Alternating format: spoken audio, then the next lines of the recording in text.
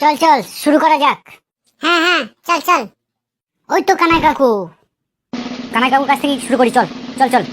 হ্যাঁ হ্যাঁ চল চল, কানাই কাকুর কাছ থেকে শুরু করা যাক। কানাই কাকু কেমন আছো? এই বেশ ভালো আছি, না মরে বেঁচে আছি। আমরা একটু এসেছিলাম আর কি। কারো ঘরের ঠিকানা নিতে খুঁজে পেয়েছিস না? বল বল, কার ঘরের ঠিকানা জানতে চাস? বলে ফেল। কারো ঘরের ঠিকানা জানতে আসেনি, আমরা সরস্বতী পুজো করছি তো তাই এসেছিলাম। খুব ভালো কথা, খুব ভালো কথা। একটা নয়, দুটো নয়, 10-10টা করে কর, বছর বছর কর, সারা বছর কর। কেউ যদি কিছু বলতে আসে আমাকে এসে বলবি, আমি রেখে নেব। ঠিক আছে? সবই তো ঠিক আছে কানাই কাকু, তো চাঁদা তোর কথা কই কিছু বললা না? সরস্বতী পুজো করতে আবার চাঁদা লাগে নাকি? ঠাকুর কিনতে হবে না? ঠাকুর কেনার চাঁদা তো দাও। হ্যাঁ হ্যাঁ ঠাকুর কেনার চাঁদাটা দাও। পালা, সরস্বতী পুজো করতে কোনো খরচা নাই। ঠাকুর কেনার কথা বলছিস? ঠাকুর কিনতে যাবি কেন? পুকুরে নরম নরম মাটি দিয়ে নিজেরাই বানিয়ে লেগা, নিজেদের মনের মতো করে। তা নয়তো কে আবার ঠাকুর কিনতে যাবি? বেশ ঠিক আছে, পুরোহিতের পুজো করার টাকাটা লাগবে না? হ্যাঁ হ্যাঁ ওর দরুন চাঁদাটা দাও। হ্যাঁ কানাই কাকু ওর দরুন চাঁদাটা দাও। পুরোহিতের কথা বলছিস? ওরা তো 16 আনাতেই সন্তুষ্ট। পুরোহিতদের অত টাকার খাম নাই।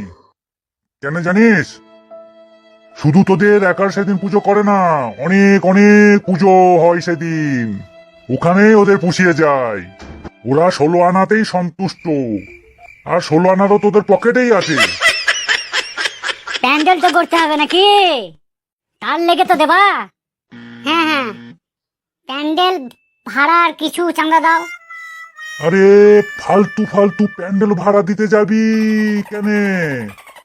মেলা তো বাঁশের ঝাড় আছে, কারো বাঁশ বাগানে ঢুকে রাতের বেলায় ঝেড়ে দিবি, ব্যাস প্যান্ডেল হয়ে যাবে। তোদের মতো বয়সে আমরা কত কত প্যান্ডেল করেছি, সব এইভাবে। তোরা নাকি প্যান্ডেল ভাড়া করতে চললি। প্যান্ডেলের কাপড় তো লাগবে। হ্যাঁ হ্যাঁ ল্যাংটা প্যান্ডেল তো আর ভালো লাগবে না, মানাবেও না। হ্যাঁ হ্যাঁ তার দরুন চাঁদাটা দাও। কাপড়ের ভাড়া আবার প্যান্ডেলের? খেপে গেলছিস নাকি তোরা? মেলা পুরনো কাপড় থাকবে দেখগা, তোদের মা কাকিমার ওই নিয়ে টানিয়ে দিবি, দেখবি দারুণ লাগবে দেখতে, একদম নতুনের মতো। ফলমূল তো কিনতে হবে নাকি?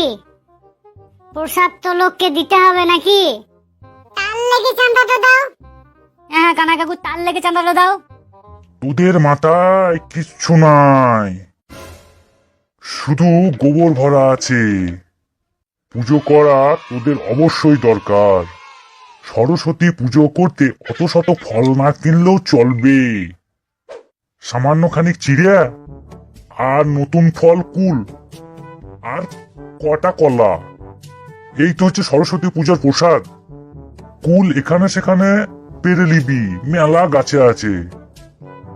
আর চিড়িয়া তো চাঁদার দরুন চেয়ে নিবি, ব্যাস হয়ে গেল প্রসাদ। আর কলা তো কোথায় পাবো? কলা তো কেনার লেগে তো দাও চাঁদা। শোন, একটু কথা বলছি, কাউকে বলিস না।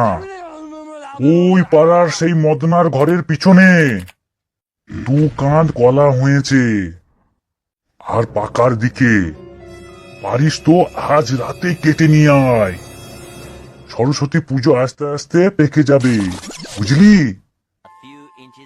আর ওটাই আমার সরস্বতী পুজোর চাঁদা, ধরে নিস। আর দেরি করিস না, আরো অনেক ঘর ঘুরতে যেতে হবে।